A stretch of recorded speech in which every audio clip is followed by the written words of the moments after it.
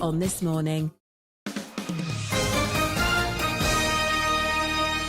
Hello, welcome back. Still to come today. Now, do you fancy a family movie night this Friday with pizzas or a drink for just £6? I can't do this Friday, but I do fancy it. Thank you for should we asking. do that one day? Let's do that. Well, listen, our coupon queen, she's going to be here with all the weekend deals that we've got just after 11 a.m. Nice to have Holly back as well. Yeah, it's good to see her. It's good to see her. This guy as well. As the cost of living crisis continues to put pressure on households, it's estimated that over 2/3 of dog owners are concerned about how they're going to continue to take care of their dogs over the next year. Pet charity The Dogs Trust say that they have received record numbers of calls from owners who say they can no longer afford to keep their dogs. So Dr. Scott joins us now with his advice. We've missed you, Scott. It's good to Oh, have you it is so great to see you guys. It's good to How's it going? see you. I love the electricity between you today.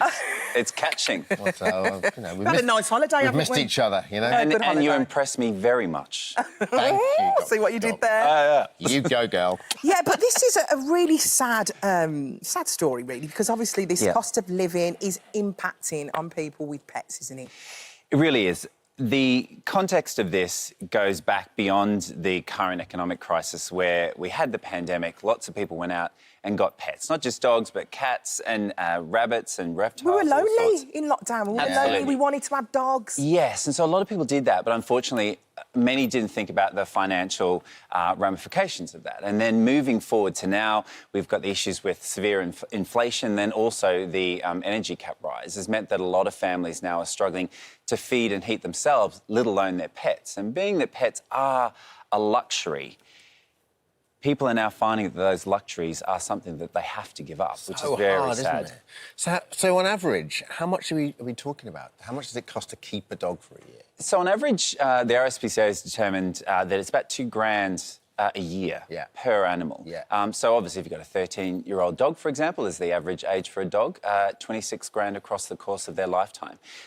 So it is expensive to own them, and you do need to think about the cost ongoing, not just the purchase price, or even the cost of vet bills, food, etc. I mean, you do forget about the vet bills, don't you? Well, this is I the can't thing. believe it. Like, and we had we've talked many times about this. So we had a cat who died young, and he was like 3.5, and so we needed a lot of vet bills. Insurance. I know it's an outlay, but it's worth its weight in gold, isn't it?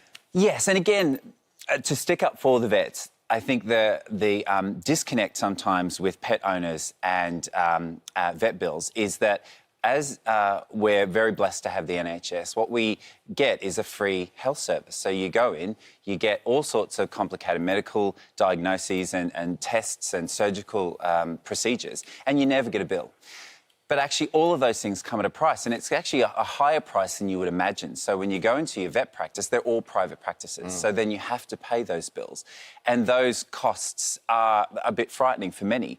And also, when there's an accident, sometimes the bill is unforeseen, but massive.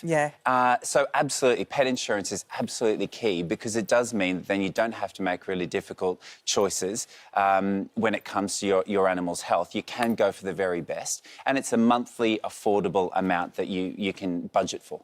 I was just thinking, you know how we have like food banks that you can go to? Is there nothing like a pet food bank for people? So I think that'd be a really good idea, don't you think? Yeah, and the wonderful thing is that there is. So they're popping up more and more. Not only there's a number of the current charities that are supporting that, and a number of supermarkets as well are helping with the distribution. But there's some wonderful animal-loving people across the UK that are setting them up on their own, and that's allowing for people in the local area to come to one place and to find food for their animal. It's not just food as well, it's bedding and it's toys as well. So that would be what I would say to any animal owners out there and animal lovers, is that if you want to try and do something, the best way to help is to actually to offer food and things like that, things that you might have spare around the house, like bedding, for example. It's just a wonderful way that you can support people just during this period of time. Sure. Well, let's talk fostering, and let's bring in Emily. Come over here. Hi, Emily. Emily has got Bruno with her. Emily, great to have you with us. Hello. Bruno. Lovely. Bruno's you bringing are you my a lead. beaut. It's an old station. He is. He's Hello, a lovely buddy. German Gorgeous. Shepherd. Hello, mate. He's Okay, head of Dr. Scott, everybody. you fill us in on Dr. Scott, fill us in on fostering and the practicalities of it. How does it work? Yeah, so fostering is a wonderful stopgap, really, not only from the point of view of if you couldn't afford to own an animal right now, then the charities will pay for the vet bills, they pay for the food, they even pay for poo bags in order for you to foster the animals. And from the animal's perspective, you can just see how Bruno dog. is so happy and calm What and a lovely relaxed dog. because he's allowed to be in a home environment. And right now, up and down the country, I'm getting calls from all of the rescue centres saying we are full to the rafters. And what they need is for people to come forward to be able to take some of those animals out of the rescue centres, not only giving them a loving home, a temporary home, but also giving space for more animals that are invariably going to be coming. Yeah. So do the charities pick up all the costs for that then? If you've got a house and you can foster a dog, they pick up all the costs for the food and everything? That's it. It's like great. having That's a great, free isn't it? pet. But the pet really benefits because with Bruno here, he's obviously has a little bit of anxiety. And in a rescue centre environment, that can really amp up. Whereas with lovely Emily here, he's calm, he's relaxed, he's loved, and he is prepped and ready to go for a loving new home. I mean, look at that handsome face. Come Emily, on. are you fostering Bruno? I'm not currently fostering Bruno, but he is available for fostering. Tell us a little bit about him, Emily. Okay, so this is Bruno. He is one of our senior German Shepherds at Dogs Trust in Harefield. He's been with us since around June time. You work for the Dogs Trust? I do work for the Yeah. Dogs Trust, yes. So sadly, he came in as a stray. So we don't have any history it. on him. But since he's been in our care, he's been fantastic. Oh, he's so lovely and friendly, isn't he? He might be loves going home to people. Birmingham today. Yeah. So what sort of family would Bruno need? So he needs to be the only dog in the home because he does find other dogs a little bit stressful. He needs to be with children that are 14 and over, no one younger ideally, just because we don't have that history on him. Yeah, sure. Private garden, secure garden, 6-foot fencing ideally as well because he is a big boy.